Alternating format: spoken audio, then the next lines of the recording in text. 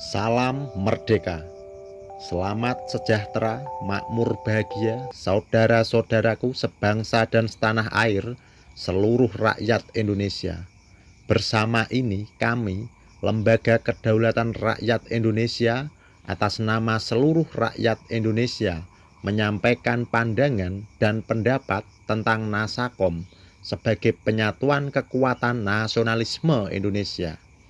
Nasionalisasi agama komunis yang dikenal dengan Nasakom adalah implementasi penyatuan kelompok, golongan dalam bingkai persatuan Indonesia yang bertujuan untuk rasa keperpihakan pada bangsa dan negara Indonesia.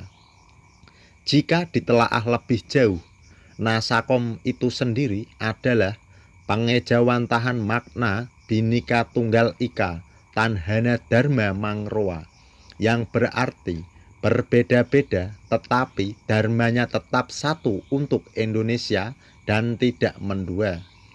Seseorang bangsa Indonesia, rakyat Indonesia yang berasal dari suku yang berbeda-beda, dari latar belakang yang berbeda-beda, dari kebiasaan adat budaya yang berbeda, serta cara pandang dan pemikiran yang berbeda.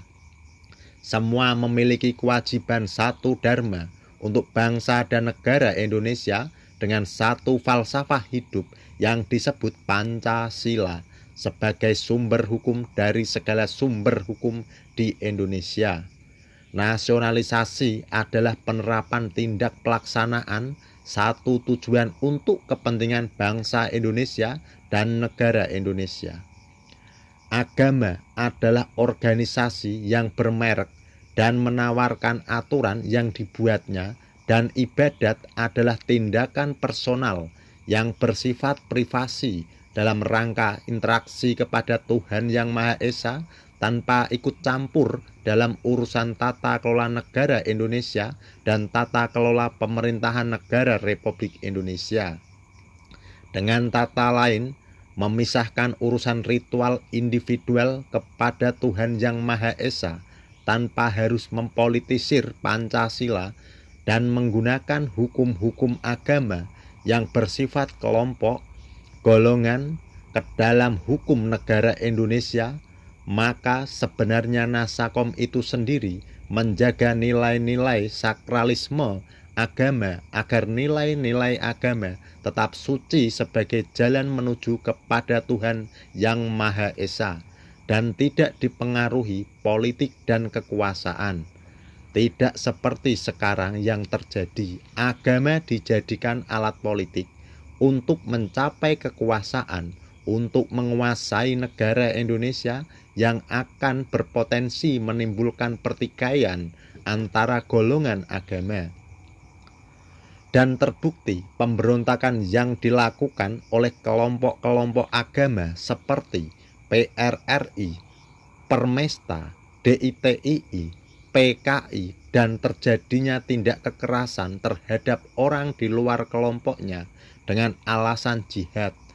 Nasakom itu dasarnya Pancasila, Persatuan Indonesia, serta dengan mewujudkan suatu keadilan sosial bagi seluruh rakyat Indonesia, dan pasal 29 ayat 1 dan ayat 2 Undang-Undang Dasar 1945 yang ditetapkan tanggal 18 Agustus 1945.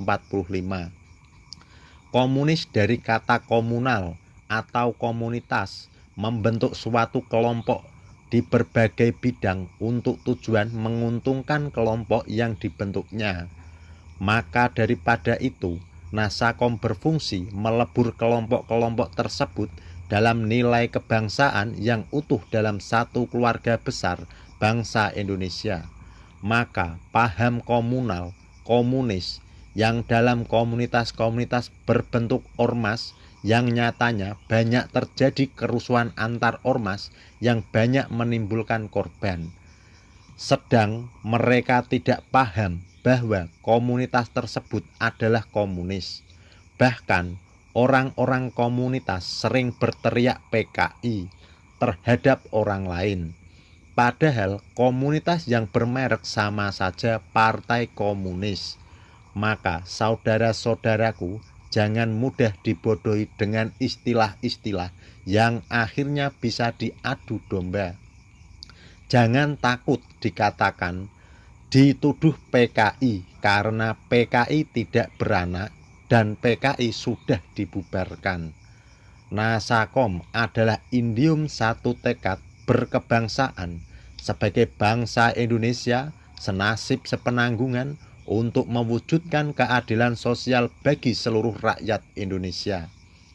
Bahwa setelah didirikannya Perserikatan Nasional Indonesia dan dilanjutkan pengakuan kaum muda Indonesia dalam Sumpah Pemuda, seharusnya komunitas-komunitas itu sudah tidak ada lagi kecuali komunitas orang-orang Indonesia yang disebut bangsa Indonesia. Pemudanya berarti pemuda Indonesia, bukan yang lain. Maka komunal, komunitas atau komunis harus dinasionalisasi. Yang tidak mengakui sebagai pemuda Indonesia berarti berkhianat terhadap sumpahnya, Sumpah Pemuda, satu nusa, satu bangsa, satu bahasa yang merdeka. Nasakom ialah persatuan Indonesia, mengembalikan cita-cita luhur didirikannya negara Indonesia yang bertujuan semua untuk semua, semua untuk Indonesia. Indonesia untuk rasa kemanusiaan yang adil dan beradab. Jangan mudah diadu domba dengan istilah PKI yang hanya dibuat oleh kelompok tertentu yang akhirnya dihancurkan, yang dijadikan alat politik untuk mengintimidasi generasi bangsa Indonesia.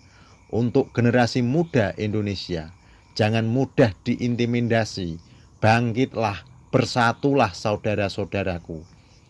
Menasionalisasi agama sesungguhnya sangat mudah apabila masing-masing agama legowo untuk menerima pasal 29 ayat 1 Undang-Undang Dasar 1945.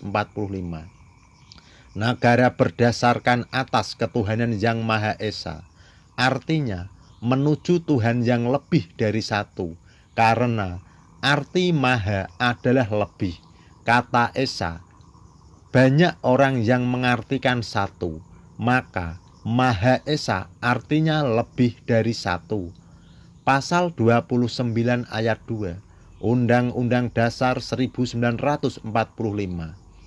Negara menjamin kemerdekaan tiap-tiap penduduk untuk memeluk agamanya masing-masing dan untuk beribadat menurut agamanya dan kepercayaannya itu.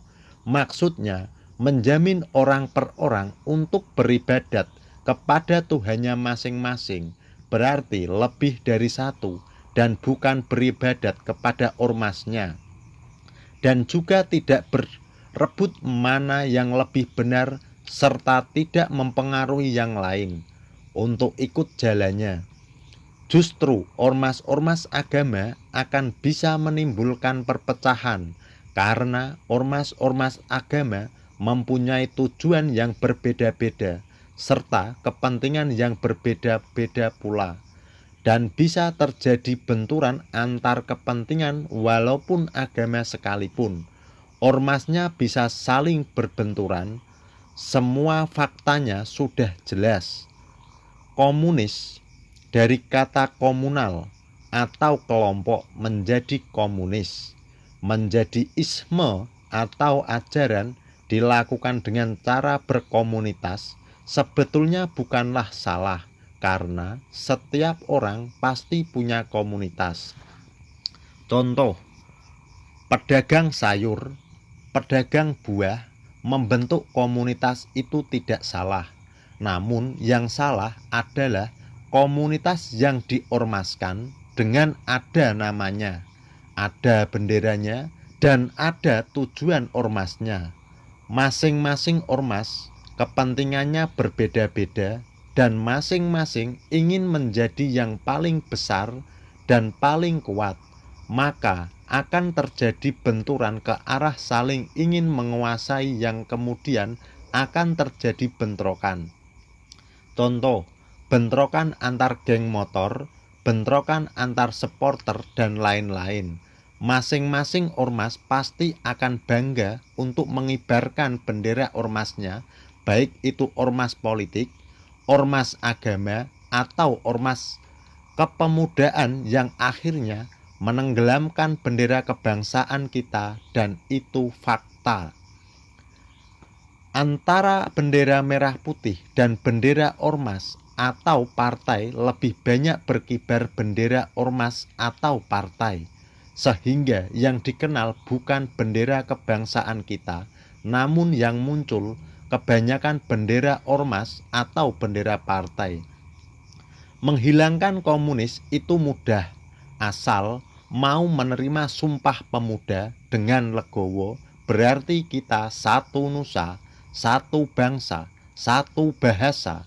Jika masing-masing orang di Indonesia mau menerima bangsa Indonesia secara utuh, satu bangsa Indonesia, maka akan terwujud Bhinneka Tunggal Ika Tanhana Dharma Mangroa, satu keluarga besar bangsa Indonesia, senasib sepenanggungan, dengan satu dharma untuk Indonesia dan tidak mendua. Kita bersatu padu untuk Indonesia kita. Selamat merenung saudara-saudaraku, selamat berjuang, hak rakyat harus kembali merdeka. Lembaga Kedaulatan Rakyat Indonesia, Pergerakan Rakyat Menuju Alam Kemerdekaan.